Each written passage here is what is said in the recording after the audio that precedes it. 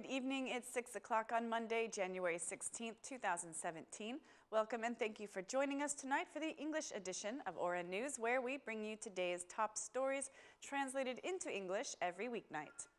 A few days ago, the Audio Visual Media Authority threatened to close Aura News broadcasting as a digital platform, even though the authority seems to favor other stations, allowing them to have illegal frequencies and allowing serious violations.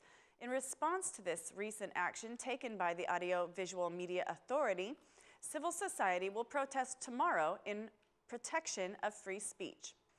Civil society activists declared that free speech is in danger, and for this reason, journalists and citizens should gather tomorrow outside the City Hall building to march towards the Audio Visual Media Authority building and also to the Prime Minister's office. We should protest for television stations that are closed or having efforts made to close them. We should protest against the threats the Audio Visual Media Authority is making to some stations. We know that it favors some platforms that have not yet repaid their debts. We invite citizens and journalists to join the protest in order to defend the freedom of speech, said an activist of civil society. The EU office and the OSCE office in Tirana were notified of the AVMA threats against Aura News TV. The Democratic Party has decided not to boycott Parliament, but instead to intensify its battle in Parliament, along with organizing citizen protests to support free elections and electronic voting. The Democratic Parliamentary Group held a 2-hour meeting where the DP members debated a parliamentary boycott if their request for free and honest elections is not met. After lengthy debates, the DP proposal of electronic voting for the June 18th elections is their official stance. The Democrat MP Bregu is known to have been skeptical of the protests during the meeting, asking the DP chairman whether the Democratic Party is ready to take people to the streets. MP Brego was unconvinced that the Democratic Party structures are ready for this action. Some sources within the meeting told an Aura News journalist that MP Brego was also against the idea to boycott Parliament. The former Prime Minister Sali Berisha and MP Topali were also against boycotting Parliament. The former Prime Minister Berisha asked the Democratic Party to focus on organizing its structures, adding that all of its potential must be used in order to guarantee free elections. In the meeting, Democrat MP Ruli proposed the election date be postponed, stating the need for time to prepare and employ electronic voting and counting instruments, which generated much discussion amongst the members. The Democratic Party chairman is expected to discuss the opposition's action plan with the chairmanship. The DP chairman also declared that the Democratic Party will use any form of pressure to guarantee free elections.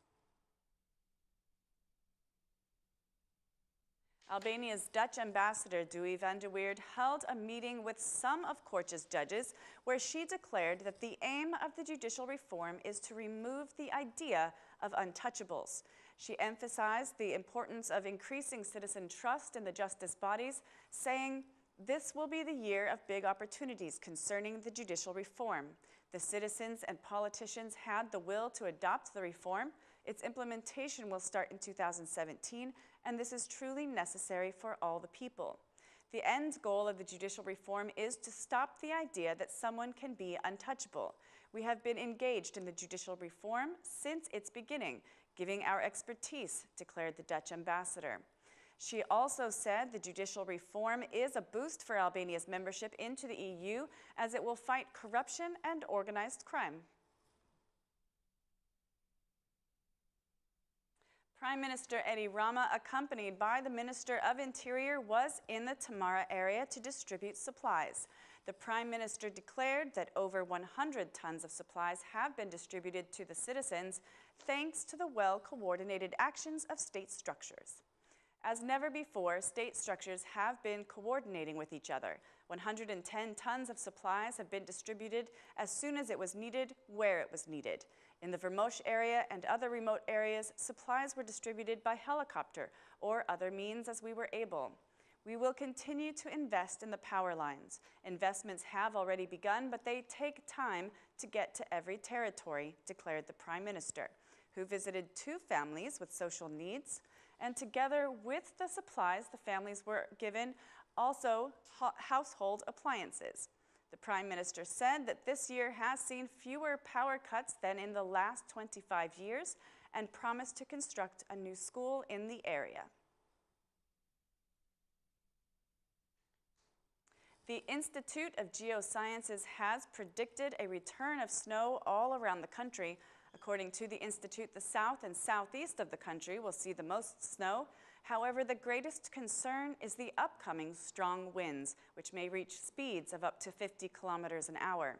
The Geosciences Institute urges citizens to avoid going to coastal areas as there will be strong winds, rain, and lightning. Temperatures will lower by several degrees this week, with strong winds forecasted. On the first day of school for this year, Tirana's mayor visited a primary school to inspect the heating system. The mayor made a statement saying, "The heating system has been running since 5 this morning in 200 of Tirana's schools and kindergartens.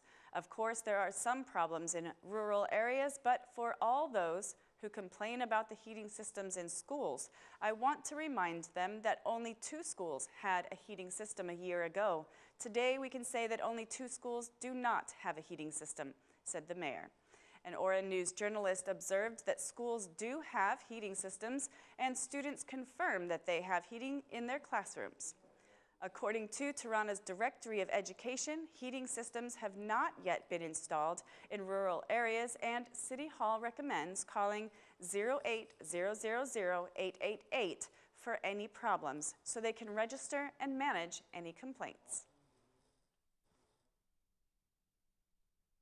The school year resumed today after the New Year holidays. The Ministry of Health postponed the start of schools and kindergartens twice this month in order to stop the flu virus from spreading. Doctors are concerned that students returning to school can see another increase in the flu virus, and they are asking parents to not take their children to school if they show signs of having the flu. A doctor from Health Center number 3 calls on teachers to teach students proper hygiene to protect themselves from flu.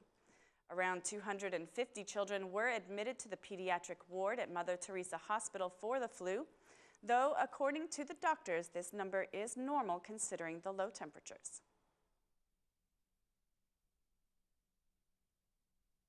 That's all for our English edition this evening. Please join us again Monday through Saturday at 6 p.m. for your local news in English. My name is Mari, and on behalf of Aura News, thank you and good night.